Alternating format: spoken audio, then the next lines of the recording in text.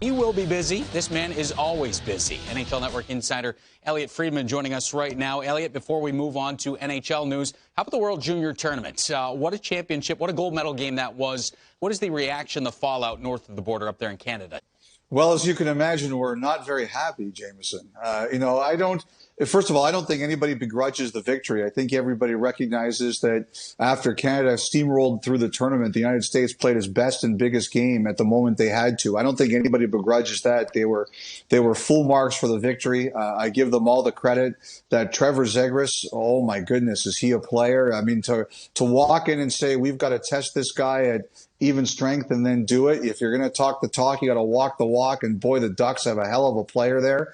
The one thing I really feel badly about, I got to say, is I just the same way I felt for Dallas. You go into that bubble and you go all the way and you lose. That's the worst Stanley Cup, I think, to lose. I look at those Canadian kids who had to spend all that time in quarantine, basically trapped in their room for 2 weeks, and then to lose the gold medal. I feel for those kids. I really do. Yeah, I do as well. It was certainly a fun game to watch, and then you check social media after, and it's going in a completely different direction. We saw the team photo there and what they're dubbing Barrelgate right now. Are you surprised at how quickly and out of hand that whole situation got with the Americans and taking that team photo after with the trash can / barrel, and whether or not that was their mantra throughout this tournament?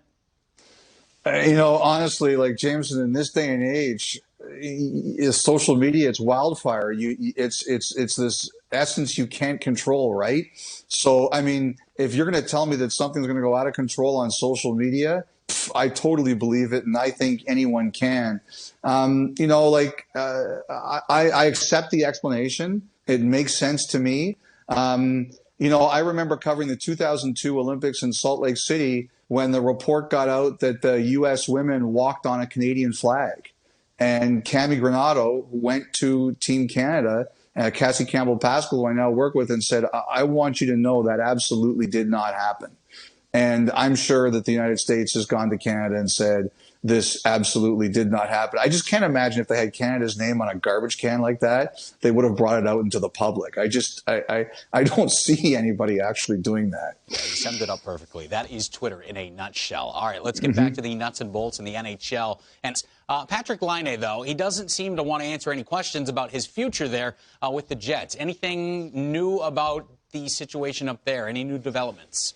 Well, first of all, I agree that he shouldn't say much because why pour gasoline on the fire? Everybody knows how he feels through the agent comments. And look, like you looked at him the other day, he's a pretty blunt guy. He didn't have to imagine too much about how he feels. But the one thing I do believe, Jameson, is he went to Winnipeg this year understanding that he will likely be a Jet the whole year. Now, that may change, but he has to expect that that's the possibility, and I think he does. And the best thing he can do is have a monstrous year. One of the problems is that I'm sure the Jets aren't exactly thrilled about the idea of trading him elsewhere in Canada.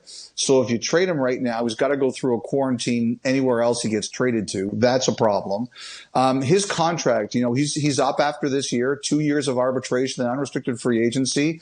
I think one team that really considered it was Philly. But between what they would have to give up and then what they would have to sign it to, it's a lot. It's an awful lot. And in a flat cap world, it's a big challenge. So I think Laine realizes that the biggest concern is just the time that we're in. And the best thing he can do is have a huge year. And I expect that he will do that. All right, a lot of question marks out there surrounding exciting news. Lake Tahoe, a pair of outdoor games. We got Golden Knights and Avs and the Flyers and the Bruins sometime in late February.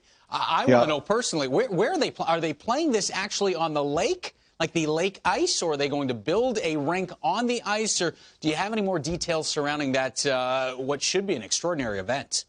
Well, Jameson, I missed my Lake Tahoe geography class in high school, so I had to learn this answer myself after the story came out, and that is that Lake Tahoe is I believe, the second deepest lake in the United States, and it doesn't freeze over. So playing on it is not actually possible. So what they're doing is they're building the rink, and I'm really curious to see how this is going to look around the 16th and 17th and 18th holes of the Edgewood course where the Celebrity Pro-Am is taking place. So it's not actually on the lake, it's next to the lake. I was talking the other day to one of the reporters from one of the 4 teams, like the team media, and I was asking, do they get to go? And they said they don't know yet. But boy, Jameson, they are angling for that assignment. That is an assignment that they want, and I hope they get to go because it sounds like it's going to be spectacular. It's fun to watch in the summertime. You get that par 3, and they usually throw like the football pass to people on the boat, and then they take their par 3 shot. So maybe we have Brad Marchand throwing the pass to somebody on the lake, and then he gets to go take a penalty shot or something. Who knows? I have no idea. Speaking of having no idea, I have no idea what the situation in Columbus looks like from here on out. Pierre-Luc Dubois, he signs the 2-year extension. He's the RFA for $10 million. He has the press conference the other day saying he doesn't want this to become a distraction, yet it seems like it's already a distraction because they're talking about it. Is there optimism there that this issue can be resolved? It doesn't sound like it, Jameson. I've asked that question. Can this be resolved? And, most people seem to think that it's unlikely, that he's pretty determined in his request. I mean, one of the things that I'm kind of is probably good for Columbus this year is there's no fans and there's no media at the game, at practice, in the dressing room. So if there's ever a year you can kind of mitigate it, it's probably this one. The Blue Jackets did get some good news today. Oliver Bjorkstrand signed an extension. It's a message to their fans that, hey, there is an important young player here who wants to be here. But, one of the things I've heard is that, for whatever reason, Dubois would just like to go elsewhere. And that, even though there was an extension signed, nobody here is incredibly optimistic that this can be solved. And, I wrote yesterday in my notes that, Jarmo Kekalainen, his history is to take his time. I've had some people tell me that, that's not what Dubois wants. Now, this year is so unique, as we talked about with Laine. He might not be able to help it, but I think the player would like it to happen sooner rather than later. I'm just not sure that the Blue Jackets are going to be willing to fit that timeline. They have to do what's best for themselves. Interesting. We'll see how it all plays out. Elliotte, thank you so much for the time. All right, Jameson. Good segment, Rupper. Good effort. I love it.